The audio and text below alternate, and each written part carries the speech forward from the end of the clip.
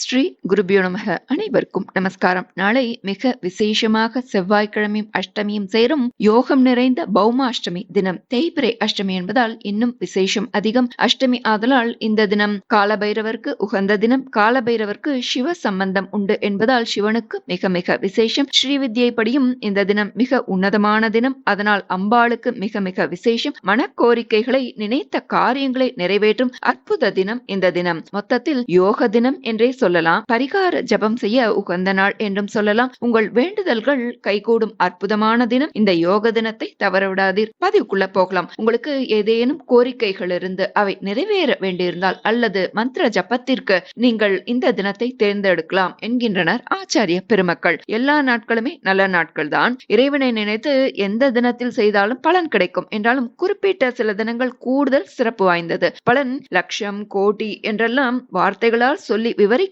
இயலாத அளவு பலன் தரக்கூடியவை. அப்படி ஒரு நாள் தான் இந்த பௌமாஷ்டமி தினம். நினைத்த காரியங்களை சாதிக்க கிடைத்தற்கரிய யோக தினமாக பன்மடங்கு அபரிமிதமான பலன் தரும் தினமாக இந்த தினம் கருதப்படுகிறது. இந்த தினத்தில் செய்யும் பிரார்த்தனையால், கடவுள் வழிபாட்டால், ஜப தப பாராயணத்தால், தான தர்மத்தால் உங்களது கோரிக்கைகள் அனைத்தும் விரைவில் நிறைவேறும். மன நிம்மதி கிடைக்கும். நீங்கள் இந்த தினத்தில் செய்யும் பிரார்த்தனையால் உங்களுக்கு தேக ஆரோக்கியம் மேம்படும். கடன் பிரச்சனைகள் தீரும். செழிப்பு ஏற்படும். ஏதேனும் மந்திரோபதேசம் ஆனவர்கள் இந்த தினத்தில் மந்திர ஜபம் செய்வதால் அதன் சக்தி பல மடங்காக அதிகரிக்கும் என்பது சத்தியமான உண்மை என்றும் சொல்லப்படுகிறது. இவை எதுவுமே இல்லாவிட்டாலும் இந்த தினத்தில் அருகில் உள்ள கோவிலுக்கு சென்று தரிசனம் செய்வது விசேஷ பலன் தரும். மேலும் ஜப தப ஸ்லோக பாராயணங்கள் செய்வது உயர் பலன் தரக்கூடியது. இந்த நன்னாளில் நாம் வேத பாராயணம் செய்த பலன் தரக்கூடிய வேத சாரமான உபநிஷத்திலிருந்து பரமேஸ்வரனின் மகிமையை நன்கு எடுத்துச் சொல்லும் சக்தி மிக்க பரமேஸ்வரன் நாமங்களை கொண்ட ஸ்ரீ வேதசார சிவஸ்தோத்திரம் பாராயணம் செய்யலாம். இந்த நன்னாளில் இந்த ஸ்தோத்திரத்தை சொல்பவர்கள் கேட்பவர்கள்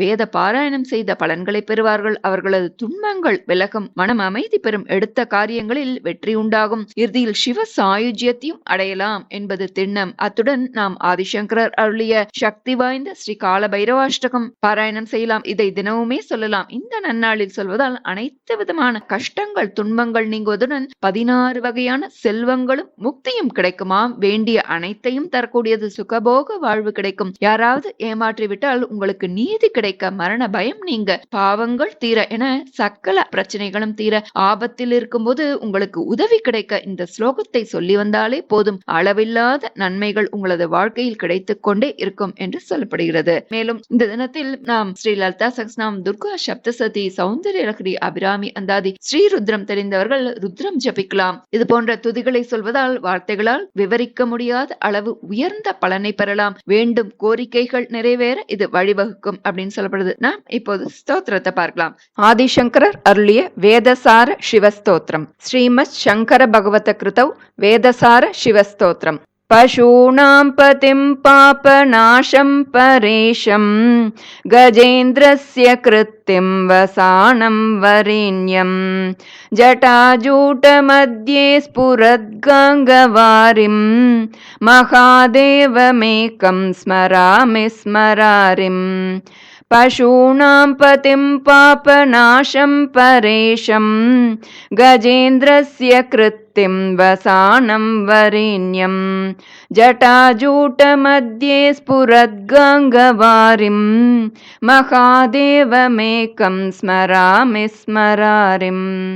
மகேஷம் சுரேஷம் சுராரார்த்திநாசம் விபும் விஸ்வநாதம் விபூத்யங்கபூஷம் விரூபாக்ஷமிந்த்வர்க்கவன்னித்ரிநேத்ரம் சதானந்தமீடே பிரபும் பஞ்சவக்த்ரம். गिरीशं गणेशं गले नीलवर्णं गवेन्द्रादिरूढं गणातीतरूपं भवं भास्वरं भस्मनाभूषिताङ्गं भवानीकलत्रं भजे पञ्चवक्त्रं. शिवाकान्तशम्भो शशाङ्कार्धमौळे महेशानशूलिन् जटाजूटधारिन्. त्वमेको जगद्व्यापको विश्वरूपः प्रसीद प्रसीद प्रभो पूर्णरूप। परात्मानमेकं जगद्बीजमाद्यं निरीहं निराकारमोङ्कारवेद्यं यतो जायते पाल्यते येन विश्वं तमीशं भजे लीयते यत्र विश्वं। न भूमिर्न चापो न वह्निर्न वायुः न चाकाश आस्ते न तन्द्रा न निद्रा न ग्रीष्मो न शीतो न देशो न वेशो न यस्यास्ति मूर्तिस्त्रिमूर्तिस्तमीडे। अजं शाश्वतं कारणं कारणानां शिवं केवलं भासकं भासकानां। तुरीयं तमः पारमाद्यन्तहीनं प्रपद्ये परं पावनं द्वैतहीनं।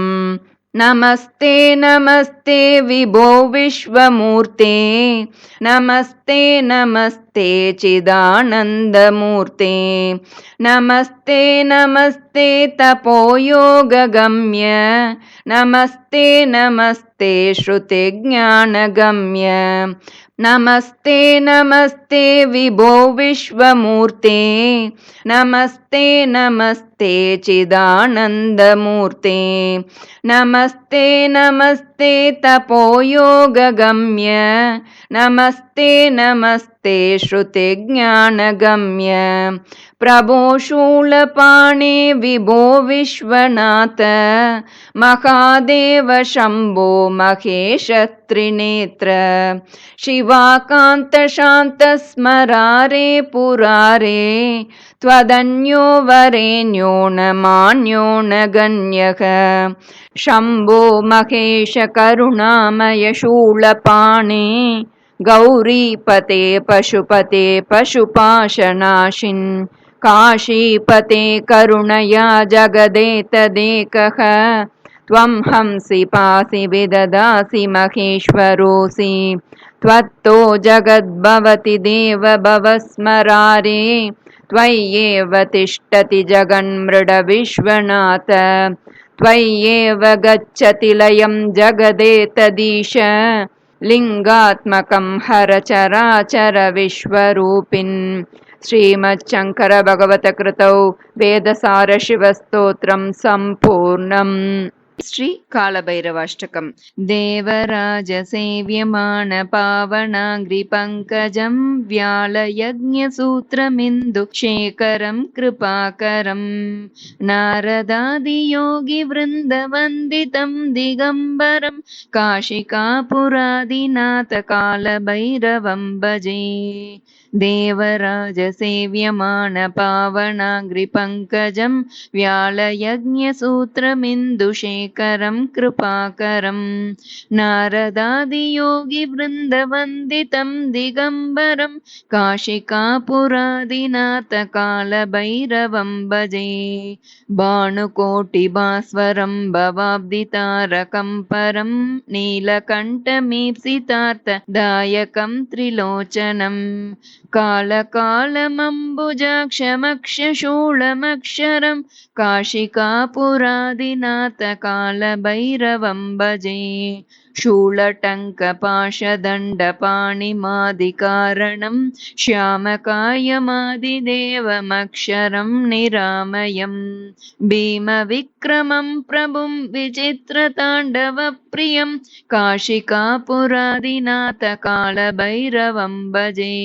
भुक्तिमुक्तिदायकं प्रशस्तचारुविग्रहं भक्तवत्सलं स्थितं समस्तलोकविग्रहम् विनिक्वणन्मणोज्ञ हेमकिङ्किनीलसत्कटिं काशिकापुरादिनाथ कालभैरवं भजे।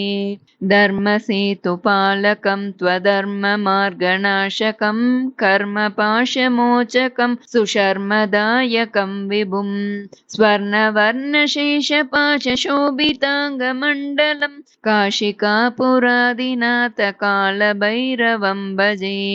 रत्नपादुका प्रभाभिरामपादयुग्मकं नित्यमद्वितीयमिष्टदैवतं निरञ्जनम् मृत्युदर्पणाशनं कराळदंष्ट्रमोक्षदं काशिकापुरादिनाथकालभैरवं भजे।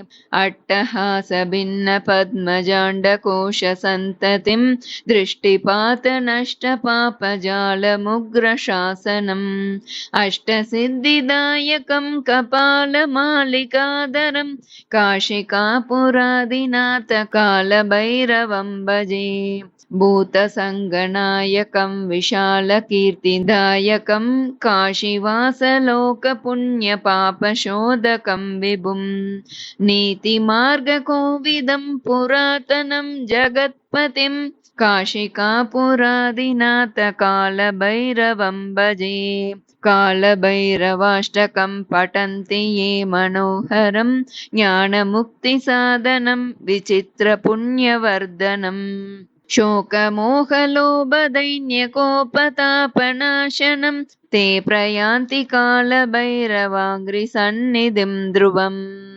भूतसङ्गनायकं विशालकीर्तिदायकं काशीवासलोकपुण्यपापशोधकं विभुं नीतिमार्गकोविदं पुरातनं जगत्पतिं काशिकापुरादिनाथकालभैरवं भजे। कालभैरवाष्टकं पठन्ति ये मनोहरं ज्ञानमुक्तिसाधनं विचित्रपुण्यवर्धनम् शोकमोहलोभदैन्यकोपतापनाशनं ते प्रयान्ति कालभैरवाङ्घ्रिसन्निधिं ध्रुवम् इति श्रीमत्परमहंसपरिव्राजकाचार्यस्य श्रीगोविन्दभगवत्पूज्यपादशिष्यस्य श्रीमच्छङ्करभगवतः कृतौ श्रीकालभैरवाष्टकं सम्पूर्णम्।